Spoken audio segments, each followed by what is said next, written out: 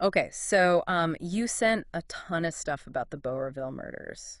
And Lots to unpack. yeah, and you want answers. Definitely. We've got court transcripts and news articles and even some stuff from that Case File podcast. Oh, yeah, that's a good one. All about these three kids, Colleen Walker, Evelyn Greenup, and Clinton Speedy DeRoe. three young Aboriginal Australians who disappeared between 1990 and 91. Tragic cases. It's heavy stuff, and it seems like you're really interested in not just like what happened, but why. Yeah. Like why this has been so controversial and so heartbreaking for so long. Well, you're right. There's so many layers to this case. Yeah, It is a tragedy. It's a mystery. for sure. But it also raises these big questions, Like what kinds of questions? about how race and bias can affect investigations. Yeah. How the justice system can fail people. Hmm. And how a community grapples with grief and fights for the truth over decades. Yeah. It's Yeah. a long time. Okay, so let's start at the beginning. Okay? Bowraville in 1990. Paint us a picture. What was this town like? Okay, so imagine a small town, Okay. rural New South Wales quiet, surrounded by bushland, a mix of Aboriginal and white residents. Okay. But beneath that peaceful surface, Uh-huh. there were these tensions. Tensions between There were- residents. Yeah, between the communities. Mhm. And a legacy of racism going back generations that the Gumbayngur people, the traditional custodians of that land, had to live with every day. And you mentioned the Gumbayngur people. Right. This is where that local legend about the Goombara comes in. Oh, yeah. Right? This evil spirit that steals children. Mm-hmm. It's almost like foreshadowing. It is kind of spooky, isn't it? Yeah, That yeah. this story passed down for generations Right. suddenly takes on this terrifying new meaning. Right. You can see how it would add to the fear and the grief for Yeah. the families. Yeah, absolutely. So speaking of the families, we need to introduce the victims. Right. We have Colleen Walker, 16 years old. 16. Evelyn Greenup, just 4. Oh, gosh. So young. And Clinton Speedy DeRoe, also 16. 16. All three of them vanished from parties at a place called the Mish. Yeah, the Mish. What was that? The Mish was an area in Bowraville where a lot of Aboriginal residents lived. Okay, It wasn't like an official name or anything, Yeah. more like a local term. gotcha. But it's significant because it becomes this central location in the story. Okay. All three victims vanished after parties there. So when these disappearances happened, were they taken seriously right away? What? What was the initial reaction from the police? Sadly, no. The sources you provided and a lot of accounts from the families themselves point to this really dismissive attitude from law enforcement early on. Like, what do you mean? There's this phrase that comes up again and again, gone walkabout. Oh, yeah, I've heard that. The idea being that these kids had just wandered off. But that's like a really messed up oversimplification of Aboriginal culture, isn't it? It is. It's a term that's often misused to imply that Aboriginal people just disappear for no reason. It shows this lack of understanding and potentially, Yeah. a really concerning bias already at play. Yeah. And of course, the families knew better than that. Of course. They knew that something was terribly wrong. Absolutely. So what did they do? They started searching right away. Yeah. Desperate to find their children. Of course. They weren't going to sit back and wait for a police force that wasn't taking them seriously. Yeah. And tragically, their worst fears were confirmed. Because they found Clinton and Evelyn's bodies. Yes, both found in bushland near a cannabis crop. Oh, wow. Colleen's clothing was later found in the Nambucca River. Okay. But her body, even to this day, Has never. has never been recovered. And this is where the investigation starts to focus on a specific person. Right. Jay Hart, a white man known to hang out at the Mish, Yes. often supplying alcohol and drugs at these parties. Uh-huh. What made him a suspect so early on? There were a few things. Like what? He was reportedly the last person seen with Clinton. His alibis didn't really add up. And maybe most damningly, a pillowcase found with Clinton's body matched ones from Hart's caravan. Oh, wow. There's another detail from the sources that really stands out to me. What's that? Right before the police could fully search his caravan, Hart insisted on removing his weights. Weights, like workout weights. Yeah, like weightlifting weights. Makes you wonder. Yeah, what was he hiding? Exactly. What was he so determined to hide? It's definitely suspicious. It is. And as the investigation goes on, we see these disturbing similarities between all the disappearances. Absolutely. All three of them vanished from parties at the Mish. Right. All connected to Jay Hart in some way. Yeah. There are also reports of potential sexual assault, with pants removed and witnesses describing heart-touching girls inappropriately. No, wow. And then the fact that all the bodies and clothing were found in the same general area. Colleen's aunt also reported hearing a man in her room at night and seeing him run away when she woke up. This wasn't even reported to the police at first. Wow. Which might tell us something about the level of fear in the community. Yeah, especially among the Aboriginal residents. Yeah. You're picking up on something really important here. What's that? This case is about so much more than just finding a killer. Okay. It's about the power dynamics. The sense that the Aboriginal community didn't feel safe coming forward. Yeah. That they weren't being heard. And this is where the idea that a serial killer was targeting them really takes hold, right? Exactly. But the police aren't really buying it. That's right. The Aboriginal community was convinced they were being targeted. Yeah. But their concerns were largely dismissed. Wow. This is where the lack of trust between the police and the community becomes so central to the story. Okay, so let's talk about the trials. Okay. Hart is charged with the murders of Clinton and Evelyn. Right. What can you tell us about those trials? Well, he was tried separately for each murder. Okay. And this is crucial. The prosecution wasn't allowed to present evidence from the other cases. Really? Yeah. This decision, as you can imagine, probably had a big impact on the outcome. Wow. The jury wasn't able to see the whole picture, Yeah. the potential pattern of Hart's behavior. It's hard to believe that that would even be allowed. Yeah. It seems like such an obstacle to justice. It was a controversial decision, and it definitely fueled the perception that the justice system wasn't working for these families. Yeah. It felt like the system was designed to protect the accused, even when the evidence was pointing towards a pattern of horrifying crimes. Mm. And in the end, Hart was acquitted of both murders. Oh, wow. Can you imagine the devastation for the families? I can't. Not only had they lost their children, but the man they believed responsible was walking free. Yeah. It felt like a complete failure of the justice system. It's truly awful. And, it just makes you think that if these victims had been white, Yeah, the case would have been handled so differently. right from the beginning. Yeah, exactly. That sentiment just comes through so strongly in everything you sent. It does, doesn't it? Yeah. This lack of justice just deepened the wounds of racism and prejudice that the Aboriginal community had been carrying for generations. So thankfully, the story doesn't end there. Right?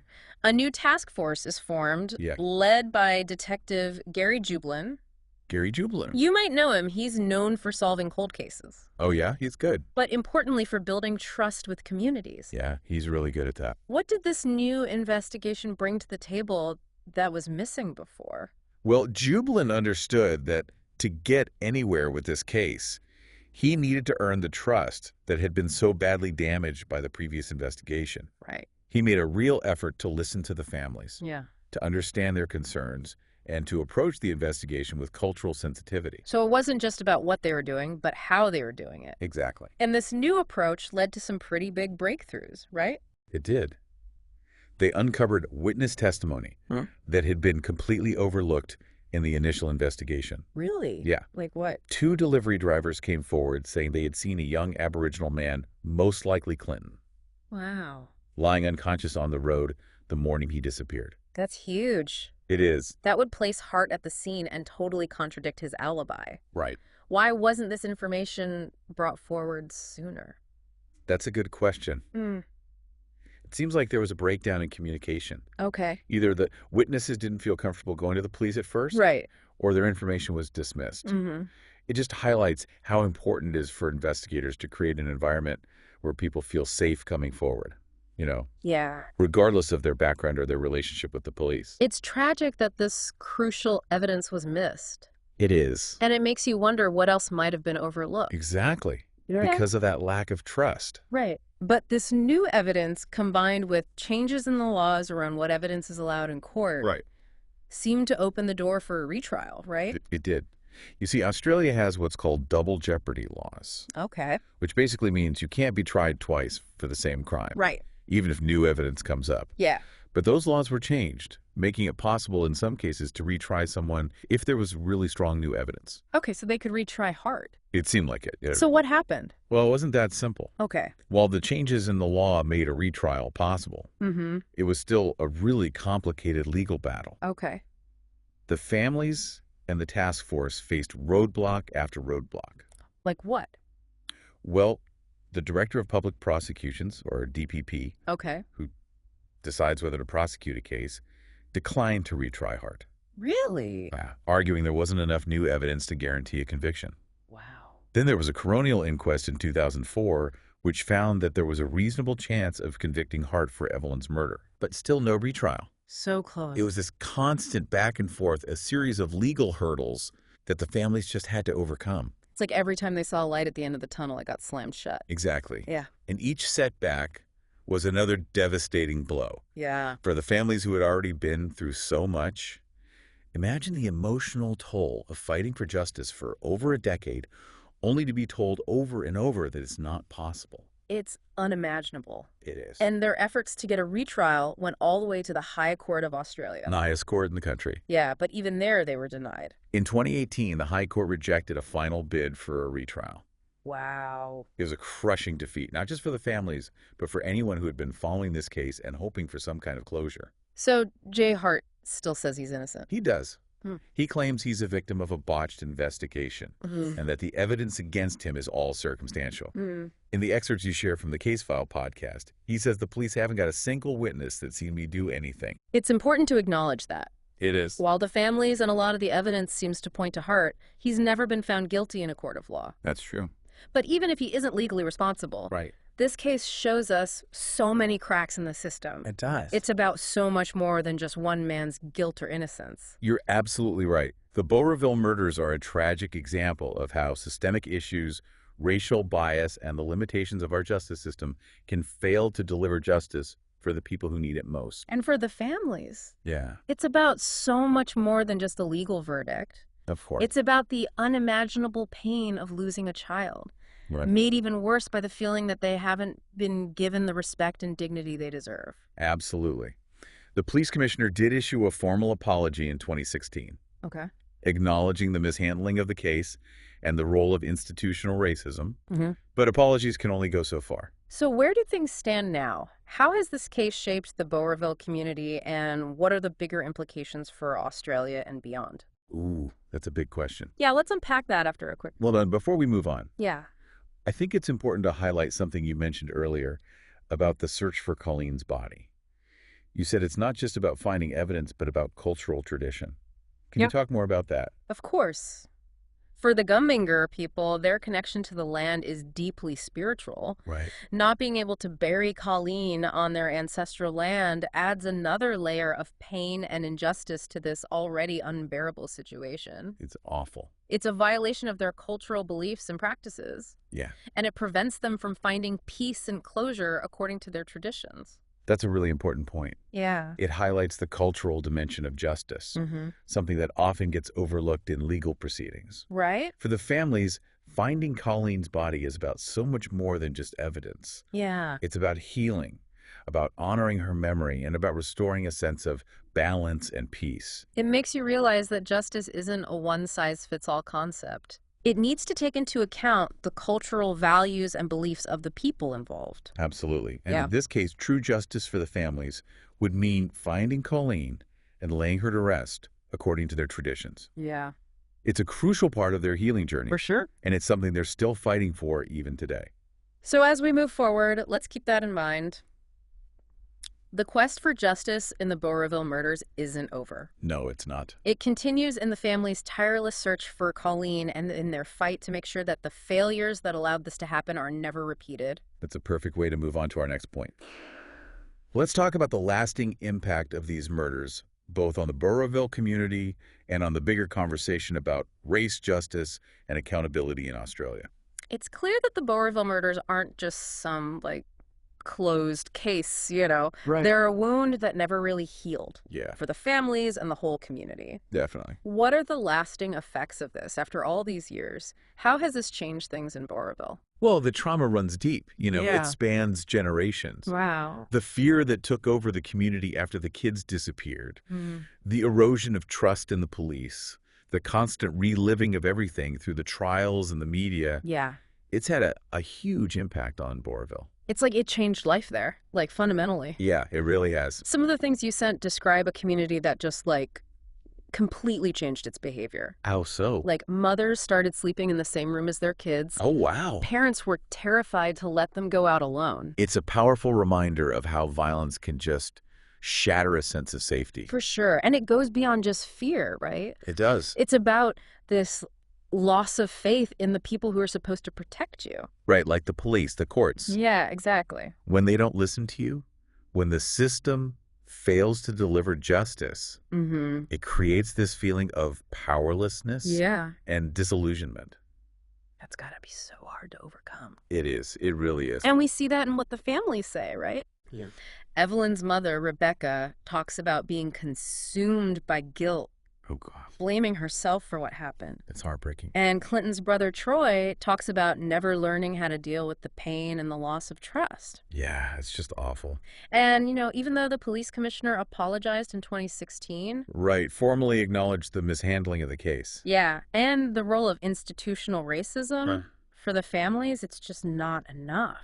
Of course not. They want to see Jay Hart retried. Right. And they want to find Colleen's body. So they can finally lay her to rest. Yeah, according to their traditions. Exactly. It shows that real justice needs more than just apologies, right? It does. It needs action, real changes. To the system. Yeah, a commitment to fixing the inequalities that allowed this to happen. It's bigger than just Bowraville, though. What do you mean?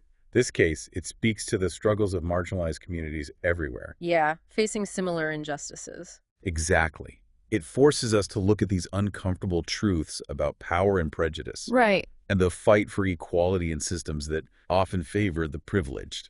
We can't forget about the media either, can we? No, we can't. The documentary Innocence Betrayed, the Australian podcast series. Yeah, they were really powerful. They kept the story alive. They did. Shined a light on the injustices and gave a voice to those who've been silenced. And that attention is crucial. Yeah, why is that? It keeps the pressure on, pushes for reform, makes sure the families are heard. And you, as a listener, by learning about this, you become a part of that. That's right. It's a story that stays with you, Yeah. Makes you question everything you thought you knew about justice. And equality. Yeah. What really got to me was the family's strength. Oh, yeah. Their resilience after all this loss. Decades of struggle. And they never gave up. They keep fighting, searching for answers. It's remarkable, isn't it? Yeah. A testament to love and to their refusal to be silenced. The Bowraville murders are this, stark reminder that justice isn't easy. Not at all. It's a marathon, not a sprint. And sometimes the most powerful thing you can do is just refuse to be quiet. Exactly. To keep fighting for the truth, no matter what. We've explored so much with this case. Yeah. The evidence, the legal battles, the trauma, the impact on society. It's a lot to take in. It is. But as we wrap up this deep dive, the question is, what can we learn from this? That's the big one. How can we make sure this never happens again? It's a question we all have to think about, Yeah. if we want to create a better world for everyone. This deep dive into the Bowraville murders has been really hard. It has. But so important. Absolutely. It's a story that reminds us that the fight for justice keeps going. It does. And that we all have a part to play in making sure everyone has access to truth and fairness. And dignity. Thank you for joining us on this deep dive.